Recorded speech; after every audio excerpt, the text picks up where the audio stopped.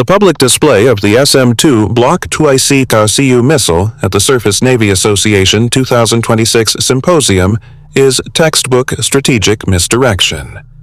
Media cycles fixate on the interceptor, the kinetic hardware. This is a deliberate distraction. The calculus of modern warfare is not measured in warheads, it is measured in bandwidth. The primary threat vector is not a launch plume.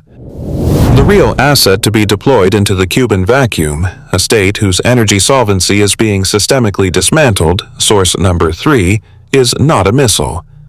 RUSI analysts project that the primary response from a rival power will be the deployment of assets designed to achieve one objective: silence. Not the silence of peace, but the silence of a data blackout. The true asymmetric weapon is the severing of subsea communication cables and the blinding of orbital satellites. This protocol does not require a kinetic launch. It requires proximity. Its objective is not physical destruction, but the creation of a blind Leviathan, a U.S. military economic apparatus that possesses overwhelming strength but has lost its senses. A superpower denied its data stream is functionally paralyzed. Financial markets freeze. Military assets go deaf and blind. It triggers a systemic solvency crisis far faster than any missile could. The engineered failure of Cuba is not the endgame.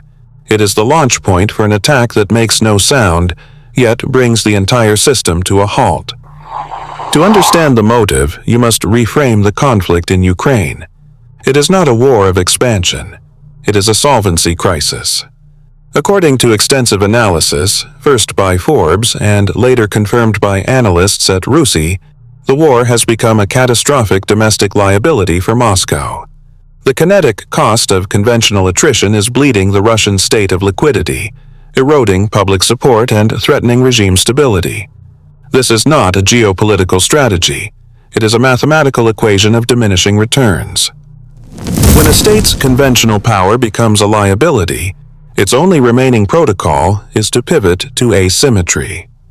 Systemic weakness forces the search for disproportionate leverage. Russia cannot win a symmetric dollar-for-dollar conflict against the West. Therefore, it is forced to find a vector where a minimal investment produces a maximum, system-shocking result. This is a textbook response to a solvency crisis. Abandon the failing, high-cost asset, the conventional war, and acquire a low-cost, high-leverage one. The engineered collapse of Cuba provides this exact vector. It is the answer to Russia's solvency problem. The energy crisis, accelerated by the cutoff of Venezuelan oil, creates a power vacuum that is mathematically irresistible. For a fraction of the cost of 1 month in Ukraine, Moscow can establish a strategic foothold 90 miles from U.S. soil. This is not about saving an ally. It is about exporting a crisis to create leverage. It converts the domestic liability of a failing war into the global asset of a kinetic threat. The final motive is survival. Placing a launch-on-warning capable asset in Cuba is not an act of aggression. It is a desperate act of financial and political arbitrage. It forces a new, global, zero-sum confrontation that makes the solvency drain in Ukraine irrelevant. It is a protocol designed to trigger a crisis that Moscow controls, rather than bleed out in a crisis it has lost. The engineered weakness of Cuba is simply the trigger mechanism for this systemic pivot. The entire strategic calculus is built on a single, brutal economic equation. The Royal United Services Institute, or ROSI, quantifies the shift. A $5 million main battle tank, a legacy asset, can be neutralized by a $500 FPV drone. This is not warfare. It is a solvency crisis executed on the battlefield. The kinetic cost has inverted, creating a 10,000 to 1 asymmetric leverage. This is the democratization of lethality. The capability to project force is no longer a monopoly of state budgets. Any actor can now purchase systemic disruption for the cost of a used car. This mathematical certainty is the engine of the Cuba vector. A rival is not being baited to park a fleet in Havana. They are being forced to fill the vacuum with these low-cost, high-impact assets. the very instruments that turn a regional crisis into a global launch-on-warning scenario with perfect deniability. The regional instability you are witnessing is not a series of isolated failures. It is a network of proxy laboratories. Analysts at CSIS note that the solvency crises and logistical fracturing observed in states from South Africa to Canada are not the core disease. They are the petri dish, staging grounds to calibrate the protocol for systemic collapse. These gray zones serve a singular purpose: to stress test the accelerants of state failure before deploying them at a primary target. The blueprint is now active. The laboratory phase is over. The operational vector is Cuba.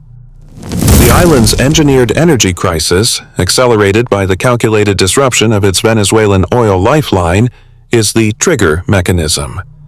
Data confirms this is not an incidental hardship. It is a manufactured solvency crisis designed to create a power vacuum. This is a mathematical certainty. This vacuum is not the objective. It is the bait. Its geographic position transforms a regional liability into a global choke point.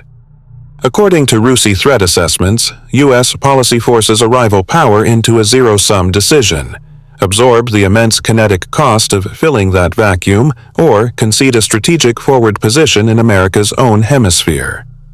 The weakness is the weapon. The protocol is known as launch on warning. It is not a policy of aggression.